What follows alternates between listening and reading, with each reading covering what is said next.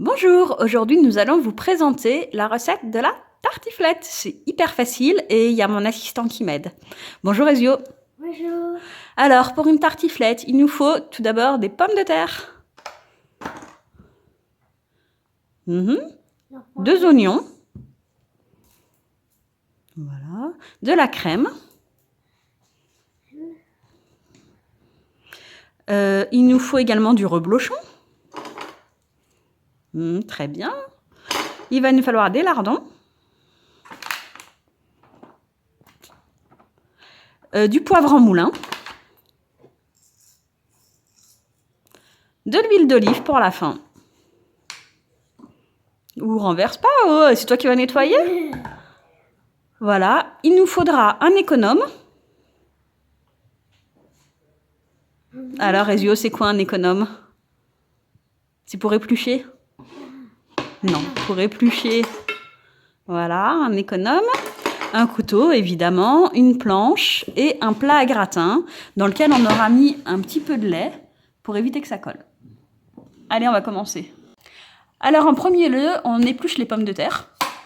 Vous voyez, mon assistant, il est très doué pour ça. Et en termes de quantité, je peux pas trop vous dire. Moi, ce que je fais, c'est que j'en épluche 1 kilo environ.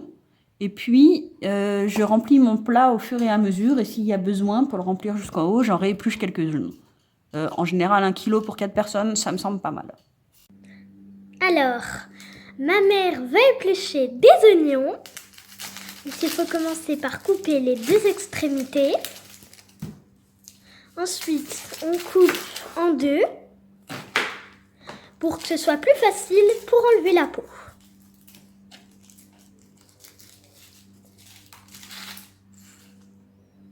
Ensuite, on coupe en tranches. Grossièrement, c'est pas la peine de trop s'appliquer.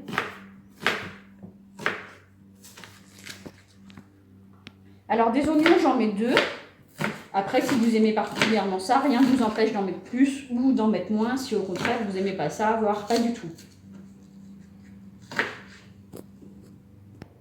Et voilà.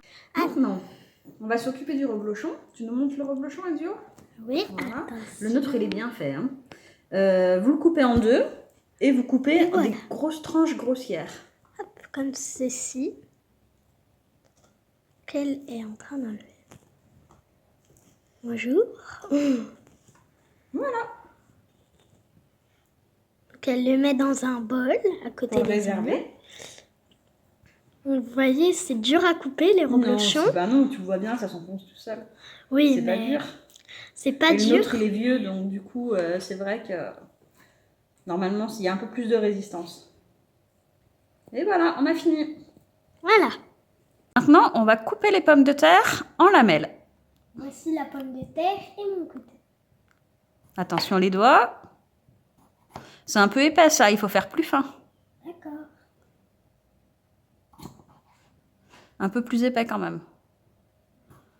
L'idéal, c'est des tranches de 2 mm d'épaisseur, mais c'est pas facile quand on a des petits doigts. Ouais. Alors maintenant, le principe, c'est d'alterner une couche de pommes de terre, une couche de fromage, une couche d'oignon, une couche de lardon. Voilà, tout ça au fond du plat, donc il faut y aller assez grossièrement, hein, on va pas perdre du temps sur la mise en forme, puisque de toute façon, ce sera mangé 3 fois plus vite que ce sera le temps qu'il faudra le préparer. Je me suis embrouillée, mais c'est pas grave, on s'est compris. Bah oui, mais avec moi, ça part souvent vite. Maintenant qu'on a mis les pommes de terre au fond du plat, on va mettre les lardons. Comme ceci. Après ça, les oignons. Qui sont là. Alors pareil, hein, toujours grossièrement, il n'y a pas besoin de trop s'appliquer. On n'est pas en géométrie. Ce que je fais maintenant, c'est que je mets directement un petit coup de poivre. Comme ça, c'est bien poivré entre chaque étage. Je vous rappelle que je cuisine sans sel, donc il ne faut quand même pas hésiter à donner du goût. Un petit coup de crème. La crème, c'est essentiel. Alors, je prends de la légère, personnellement. Il ne faut pas que ce soit oui, parce que trop gras. C'est trop gras après, ça va être trop dur. Et après ça, eh ben, on remet une tranche Une tranche les de pommes de terre. patate. Ça va, elle est trop épaisse, je vais la recouper.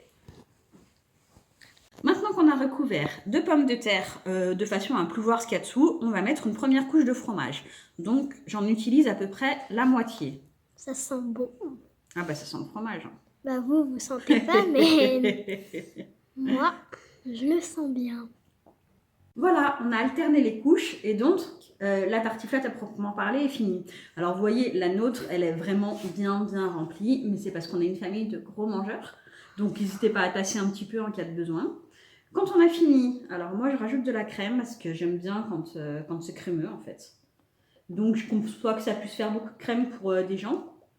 Donc n'hésitez pas à en mettre moins si c'est vos préférences, hein. Ça s'adapte.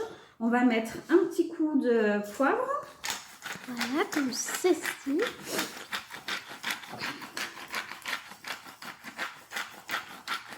Bien sûr, comme précisé, je cuisine sans sel. Donc n'hésitez pas à tout simplement ajouter du sel à votre convenance si vous voulez. Hop, il me faut l'huile d'olive. Alors l'huile, vous la mettez uniquement si vous voulez que le dessus gratine. D'accord? Donc nous, on aime bien le gratiner. Mais il y a quand même beaucoup de choses qu'on n'aime pas, qu'on aime bien à la maison, hein, surtout quand on est à table.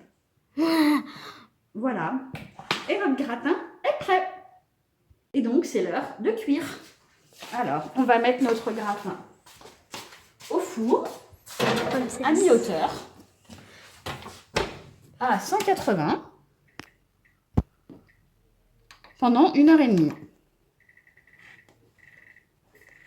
Et ok, c'est parti. Voilà, c'est prêt.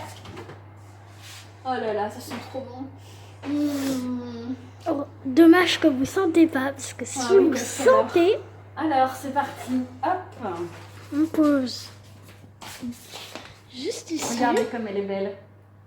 Hop, je vais zoomer un petit coup dessus. Et Je vais voici. prendre de quoi servir.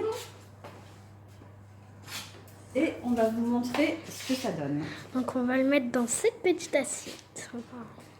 Petite. Donc une part. Enfin si vous êtes.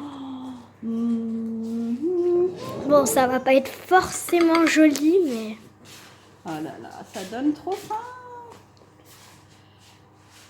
On va se régaler. À bientôt pour une autre recette.